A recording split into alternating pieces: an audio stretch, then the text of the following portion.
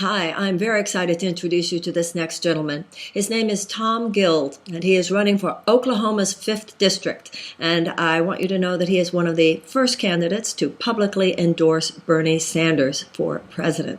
Tom Guild is running in a tough primary, and his primary is against a gentleman who is very much a corporate Democrat. He already serves in the State House in Oklahoma. He has, voted in just the ways that Oklahoma Oil and Gas would want him to. He has refused to support the raising of the minimum wage. And this is what's happening, as we talk about all the time. There's a two-ring circus going on here. One has to do with this political revolution around the country, and one has to do with the political revolution inside the Democratic Party. Now, that same kind of revolution is happening inside the Republican Party as well. It has to do with an overthrow of this kind of stultified, very much corrupted status quo in both parties. So Tom Guild is somebody to watch, and someone very much for those of us with progressive politics to support. We'll be letting you know throughout this interview that you can help him, support him, and learn more about him at Guild, G-U-I-L-D, guildforcongress.com. Hi, Tom, welcome. Thank you so much for being here. My pleasure. Thank you for the opportunity. Now, Tom, you have been for decades, 30 years or so, a professor. You are now Professor Emeritus of Legal Studies, Oklahoma Central University. What makes you want to run? I heard a very poignant story about your own childhood, how you grew up, obviously in a way where you and your own family were at the effect of some of the economic inequality in our country and some of the just basic injustice and unfairness. What happened inside you that took you from a child at the effect of some pretty difficult circumstances to not only a professional successful educator to someone who actually is running for Congress and intends to win? What was that trajectory inside yourself? My early childhood, we lived in severe poverty in Wichita, Kansas. And my parents worked whenever they could or would, but it wasn't enough to really sustain our family. So my brother Robert and I, for many years, or in our early childhood, lived on government commodities. And if it hadn't been for that, we probably would have starved to death. We also had to depend on the kindness of strangers, like the personnel at my elementary school that bought me clothing and shoes and other things and bought my meals at school so that I wouldn't be embarrassed and so that I could kind of be part of the group. What are the changes in government that you want to see today and that we should trust that you would take a stand for and work hard for in order to provide more Americans with a real shot at this American dream, a real shot at life, liberty, and a reasonable pursuit of happiness? What are the issues, the values that you want to stand for in Congress that you think could make a difference? As a college professor emeritus, I know firsthand the struggles that college students go through and how that some of them are taking a full-time load, have a full-time family responsibility, and some are even working full-time jobs on top of that. And indeed, a lot of people are being buried in a mountain of student debt. And so when they get out of school, the average student is about $30,000 in debt.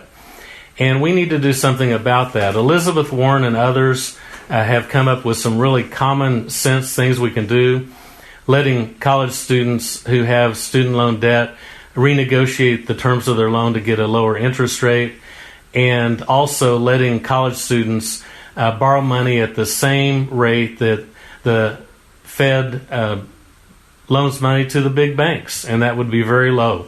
So just doing those two practical things would make the mountain a lot smaller and make life a lot more bearable for people once they get through college.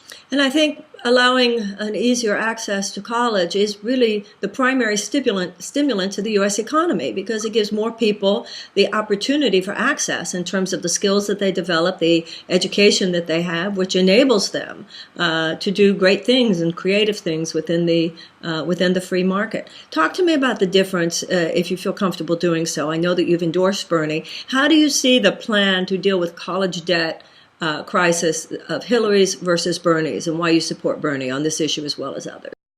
Well, free college tuition is a great aspiration. And even if we can't do it for all 4 years, doing it for 2 years of community college is a great goal.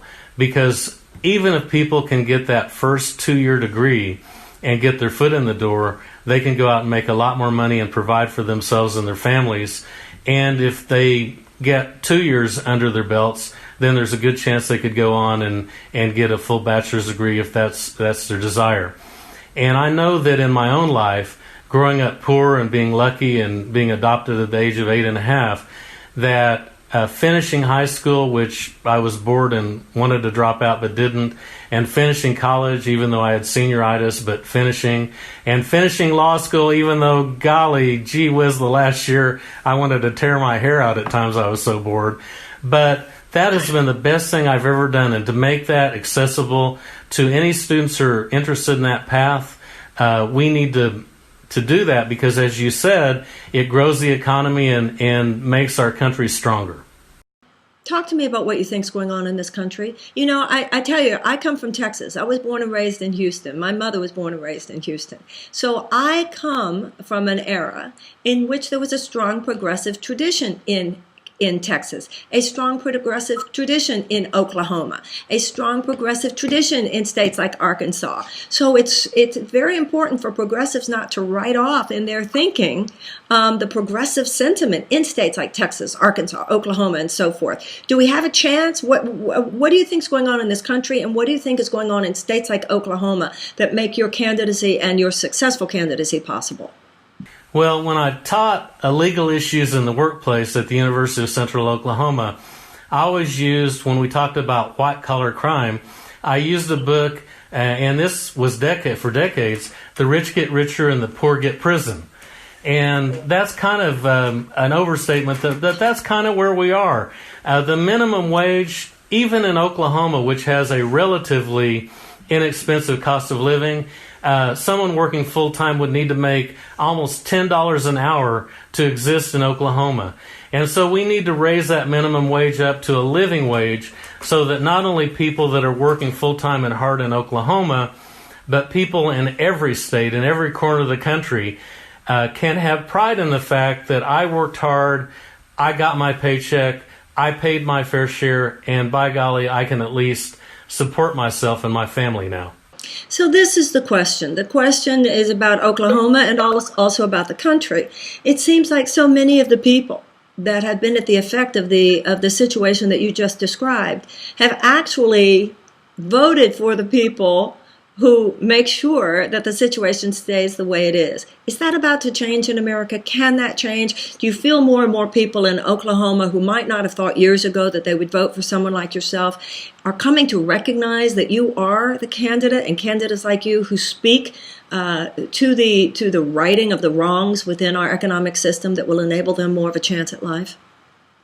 Well, you remember the old movie Network, I'm Mad as Hell and I'm not going to take it any longer? Right. Well, there's almost $1 billion deficit in the Oklahoma State budget because of the cutting the severance tax for the oil and gas industry from 7% to 2%, because of cutting the state income tax for the very wealthy. And we don't have enough money for schools or roads or mental health or any of the essential services. And it's very, very, very red, very Republican. And by a comfortable margin, a coach and teacher ran as the Democrat and got more than 56% of the vote. Oh, yeah. So as Bob Dylan said, the times they are a-changing. Change is coming. All the more reason to vote for guildforcongress.com, to vote for Tom Guild. I wish you the very best, Tom. Thank you very much for being here on our Progressive Summit. I hope that this interview has given you some exposure to a broader progressive audience that will see the absolute significance and importance of supporting you in every way possible. God bless you, sir. Thank you so much. God bless you, too. Bye-bye.